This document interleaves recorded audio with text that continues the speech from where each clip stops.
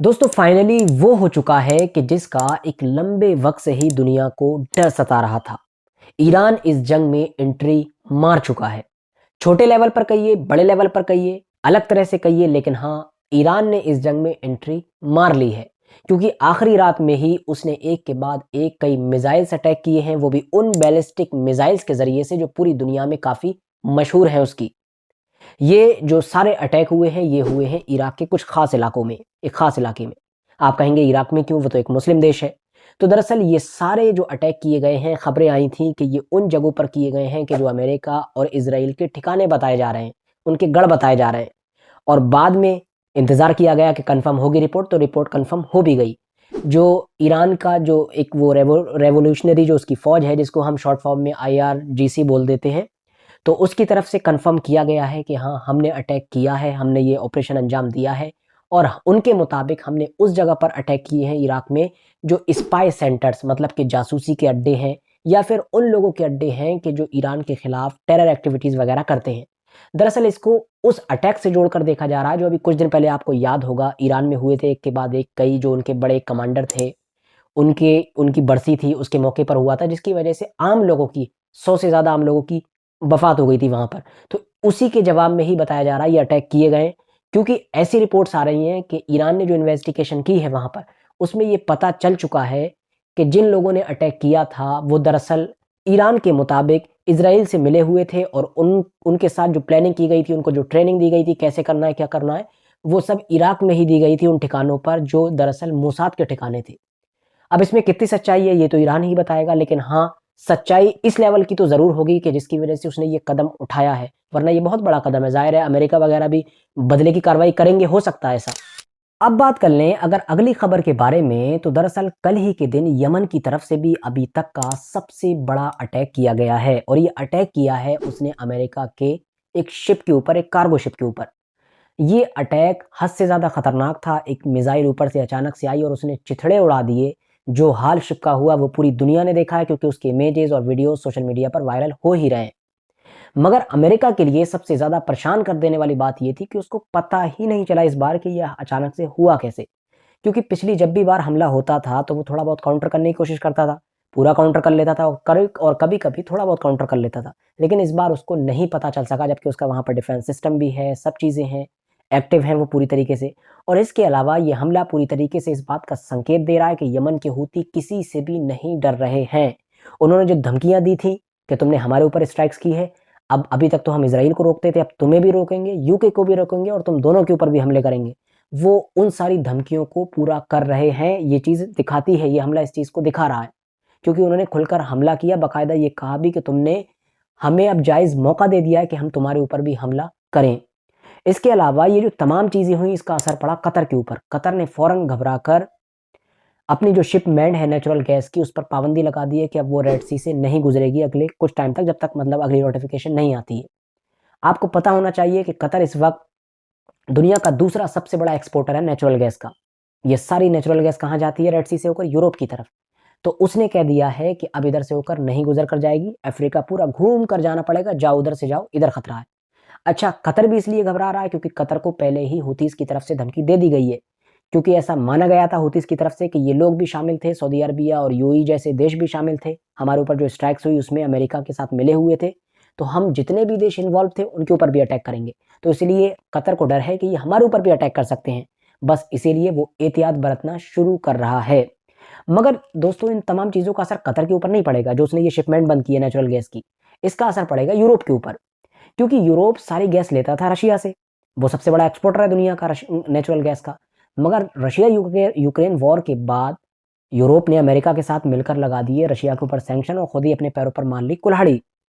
क्योंकि जो सारी गैस वो रशिया से लेते थे, अब वहाँ से नहीं ले सके, उनको कतर के ऊपर डिपेंड होना पड़ा। कतर ही अब उनको देने लगा।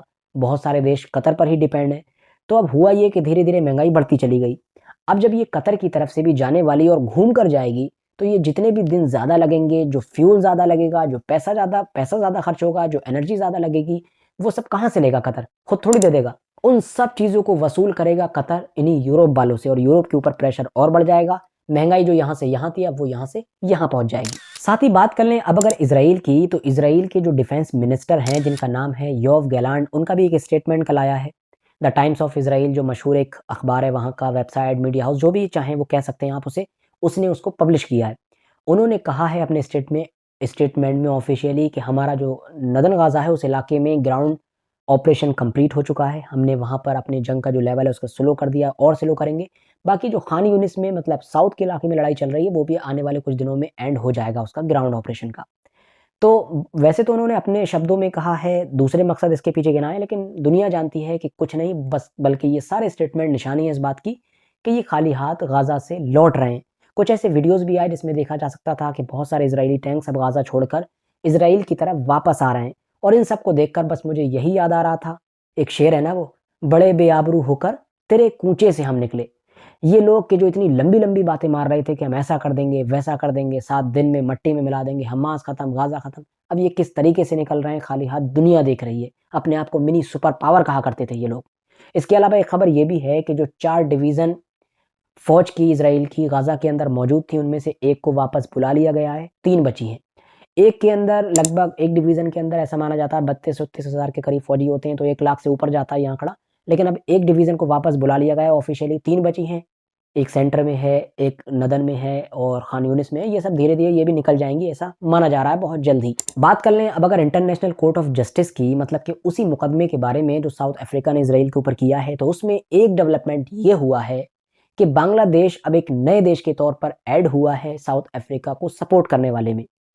बांग्लादेश ने भी कहा है कि हम बैक करेंगे, क्योंकि इज़राइल जो कर रहा है वो वाक़ई जेनोसाइड है और वो जेनोसाइड कर चुका है। तो इसीलिए साउथ अफ्रीका को इस केस में हम भी सपोर्ट करेंगे, ये बांग्लादेश ने कहा है। और बांग्लादेश अब एक और नए देश के तौर पर ऐड हो गया है साउथ अफ्रीका को सपोर्ट करने वाले देशों में।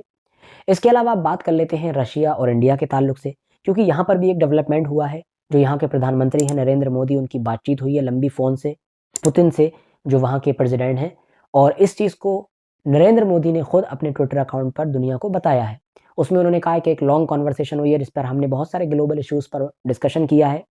और इसके अलावा ये भी पता चला है कि इन दोनों ने एक दूसरे को विश किया है आने वाले इलेक्शन के लिए, क्योंकि रशिया में भी इलेक्शन है और आप जानते हैं इंडिया में भी इलेक्शन है। तो दोनों ने ही विश किया है कि आप लोग अच्छा परफॉर्म करें, मतलब उन्होंने कहा आप करें, उन्होंने कहा आप करें, अच्छा परफॉर्म, अच्छी कारकर्दगी दिखाएं इलेक्शन में। बाकी जिन मुद्दों पर बात हुई है, एक तो जाहिर है रशिया यूक्रेन वॉर का मुद्दा है। इसके अलावा एक मुद्दा ब्रिक्स से भी जुड़ा हुआ है। ब्रिक्स की समिट जो होने वाली है 2024 में, उसको होस्ट करने वाला है रशिया। अब इसमें मैटर ये है कि ऐसा माना जा रहा है कि ब्रिक्स के, जिसका इस वक्त काफ़ी तेज़ी के साथ विस्तार हो ही रहा है, आए दिन खबर आ जाती है कि इस साल उसने ज्वाइन कर लिया, इस बार उसने ज्वाइन कर लिया। तो ऐसा माना जा रहा है कि पाकिस्तान भी ब्रिक्स को ज्वाइन करने वाला है। बल्कि जो रशिया और चाइना जो मेन 2 मेंबर हैं ब्रिक्स के, वो कोशिश कर रहे हैं कि पाकिस्तान को भी ज्वाइन करवा दिया जाए। लेकिन इंडिया अभी तो ये भी क्लियर नहीं है कि रोकने की कोशिश करेगा भी या नहीं, और अगर चाहेगा भी तो रोक पाएगा या नहीं। क्योंकि एक तरीके से देखा जाए तो लॉजिकली यही पता चलता है कि इंडिया कभी नहीं चाहेगा कि ब्रिक्स ग्रुप में पाकिस्तान जो उसका दुश्मन है वो शामिल हो। लेकिन अब देखना ये होगा कि क्या होगा। वैसे हो सकता है कि अगर ब्रिक्स से रिलेटेड बात हुई है तो इस टॉपिक पर भी प्रधानमंत्री की बात पुतिन से हुई हो। आप लोग अगर ब्रिक्स के बारे में नहीं जानते हैं तो वैसे तो ये बहुत लंबा टॉपिक अपने आप में, लेकिन शॉर्टकट में बताऊं तो आप ये समझिए कि ये एक इकोनॉमी पर्सपेक्टिव से ग्रुप बनाया गया था, इकोनॉमिक पर्सपेक्टिव से, और ये काउंटर करने के लिए बनाया गया है अमेरिका और उसके दोस्तों को। अब ब्रिक्स में कौन है, आप नाम सुनकर ही समझ जाएंगे कि ये अमेरिका को किस तरीके से काउंटर करते हैं। चाइना है, रशिया है, ब्राज़ील है और इसके अलावा आपका इंडिया है, साउथ अफ्रीका वगैरह। ये तो सिर्फ ये बुनियादी मेंबर थे जिन्होंने इसको बनाया था, या जो शुरू से थे, जो भी कह सकते हैं आप। अब बाद में ये हो चुका है ब्रिक्स प्लस। प्लस का मतलब ये है कि अब वक्त के साथ इसमें और भी मेंबर जोड़े जा रहे हैं। आपको पता होगा इस बार भी कई देशों ने ज्वाइन किया है। ईरान भी उसमें शामिल था, यूएई और इथियोपिया वगैरह वगैरह बहुत सारे देश शामिल थे। तो इसी तरह से ही पाकिस्तान को भी शामिल करने की कोशिश की जा रही है, या ये कहिए कि पाकिस्तान भी शामिल होना चाहता है। फिलहाल आज के लिए बस इतना ही। बाकी जो भी अपडेट होंगे बहुत जल्द ही, चाहे वो इजराइल और फिलिस्तीन की जंग से रिलेटेड हो या बाकी मुद्दों से रिलेटेड हो, मैं आपके सामने लेकर हाजिर हो ही जाऊंगा। वीडियो अगर इन्फॉर्मेटिव लगी हो तो लाइक करने के साथ साथ दोस्तों के साथ ज़रूर शेयर करें, चैनल को ज़रूर सब्सक्राइब कर लें। और आपकी जान पहचान में भी जितने भी ऐसे लोग हैं कि जो मेरे दूसरे चैनल की वीडियो देखते हैं और न्यूज़ वगैरह भी देखना चाहते हैं या इस तरह के टॉपिक्स को पसंद करते हैं, तो उनको इस चैनल को ज़रूर सब्सक्राइब करवाएं।